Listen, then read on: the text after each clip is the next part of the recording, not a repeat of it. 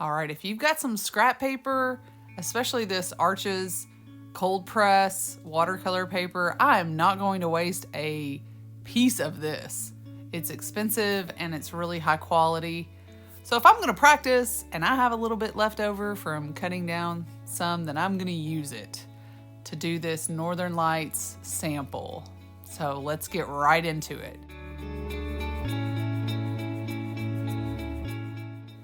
And I do bounce back and forth between, okay, look at your reference, really, draw what you see, paint what you see, really follow your reference. I'm on that end of the spectrum a lot, and then it comes to these little samples and I'm like, interpret it, make it your own, take some liberties. My students probably have whiplash from all of that. But that is the way I feel. I feel like sometimes you really do have to stick tight with your reference, and other times you can be using your artistic license and take it in a different direction. That's just up to you. But I think that's also what makes me love teaching, is I get to do a little bit of everything.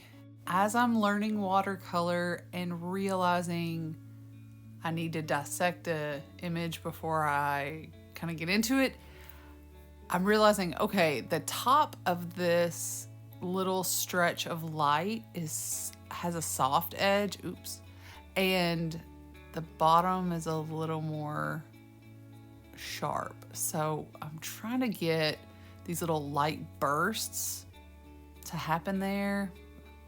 I know that they're green. I can just lay that right over the yellow. I'm just using my brush and just kind of zigzagging it on wet paper.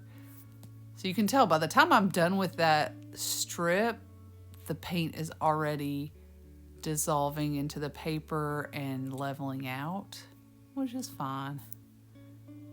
It is a fine balance in watercolor to get your paint to do what it's supposed to, when it's supposed to, with the right amount of water, the right amount of paint and pigment.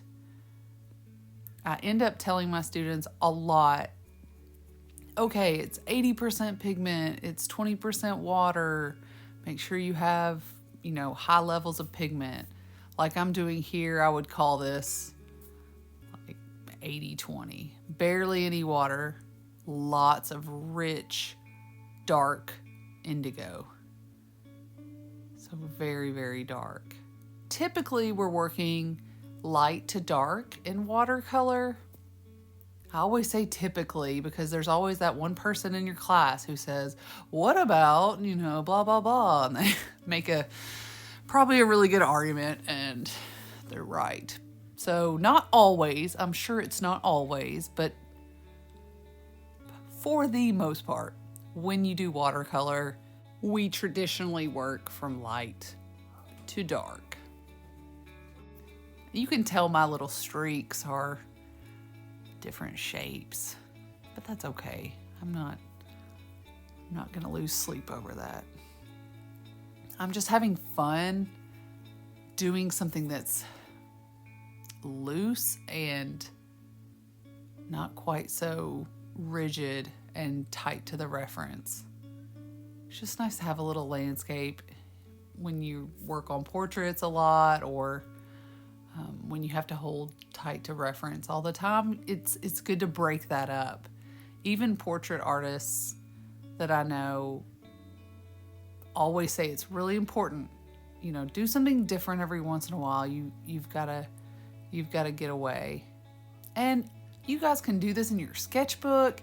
I just happen to have this piece of watercolor paper, scrap, in my little carrying case, and I just pulled this out to use it for this piece.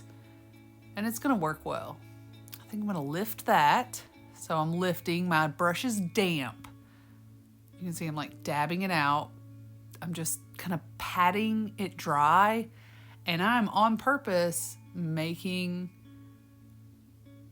like a little pattern, because I see that in the image where the northern lights are just kind of bursting out and they make these ribbon patterns.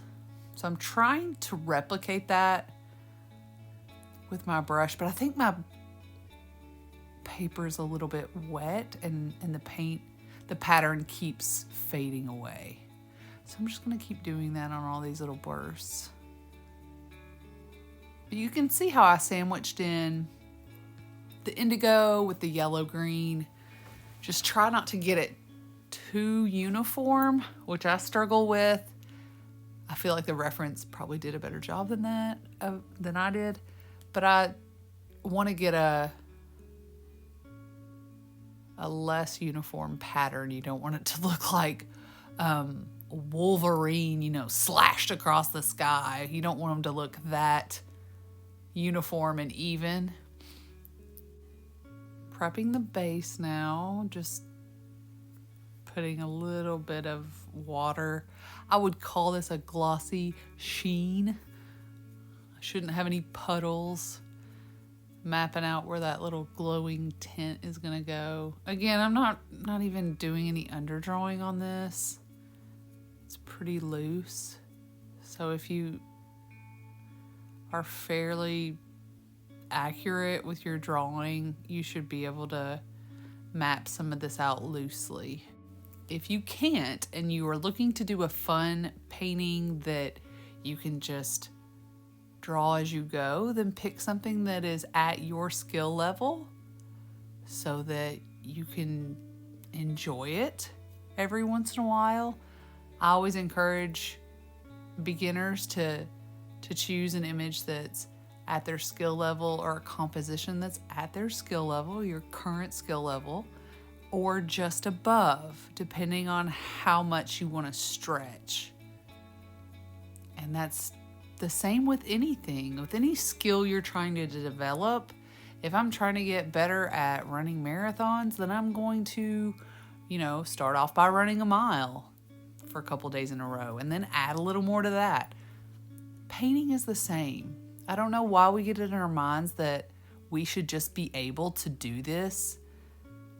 I fight the same temptation to think those thoughts and say, well, it's just not turning out. I'm not good at this. People who are good at it have really practiced hard and worked hard. I've really worked hard to get where I am, and I still have a long way to go, but I'm really enjoying doing some paintings like this. I'm using two techniques. I'm using wet on dry right now.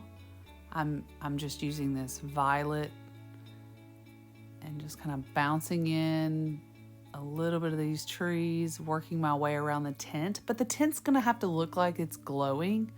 So I'm gonna merge the wet purple with the wet yellow and just kind of like pull my brush between them so that it looks like it's glowing. So anywhere around the tint, I want a really soft edge, almost like it's out of focus, it's blurry. And that's hard. When you're a beginner, getting that balance is difficult. So if it wants to dry up on you, if your brush is really small and you're having to go back to your palette for a lot more trips, and in the meantime your paint is drying, that could be a problem. Notice the size of brush I'm using and the space that it's covering, because if you scale up in your square footage like this, like I'm doing all this water here, I'm not going to use a little tiny brush to add water to that section. I'm just going to mop over it really quickly so that it's all wet at once. And when I've seen students and beginners do these, that could be why they're struggling.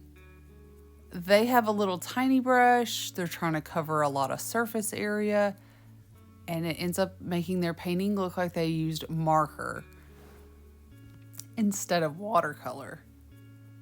If that is a problem that you're seeing in your artwork, that your paint looks streaky and it's not flowing well, it may be your brush size, because I've seen that happen a lot. Sometimes we just take it for granted that we switch brushes, but it's not always intuitive to everyone. So when you're concentrating on one area, you may forget something like that, like switching the size. It happens a lot. So if you've done that before, don't feel bad. It's pretty common. And I think it's time to go ahead and darken it. I feel okay about the space. Just indigo and some violet. And you can see it's much more pigmented. My ratio of paint is increasing. I changed brushes again. Now I'm using a round brush. It gives me a little more pinpoint precision. Not that it is really needed in this painting, but I kind of want that right now. This is really a sketch.